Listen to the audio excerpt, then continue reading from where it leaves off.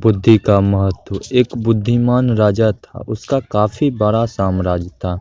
उसके राज्य में प्रजा हर तरह से खुशहाल थी।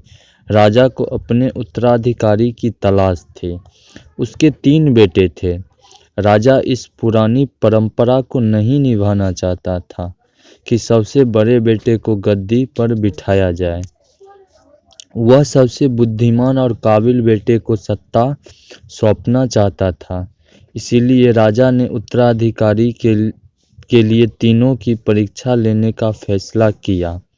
राजा ने तीनों बेटे को अलग अलग दिशाओं में भेजा। उसने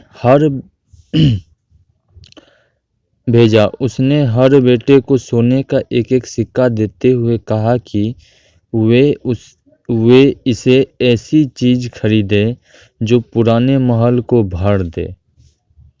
पहले बेटे ने सोचा कि पिता तो सठिया चुके हैं, इस थोड़े से पैसे से इस महल को किसी चीज से कैसे भरा जा सकता है।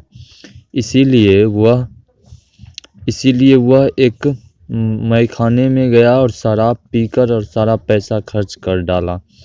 राजा के दूसरे बेटे ने इससे भी आगे सोचा।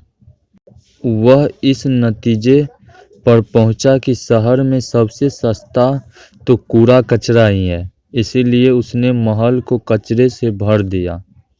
तीसरे बेटे ने 2 दिन तक इस पर चिंतन मनन किया कि महल को सिर्फ एक सिक्के से कैसे भरा जा सकता है।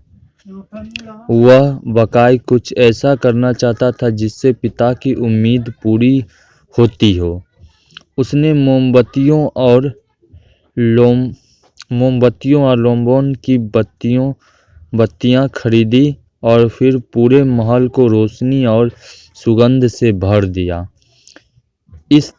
इस तीसरे बेटे की बुद्धिमानी से खुश होकर राजा ने उसे अपना उत्तराधिकारी बनाया।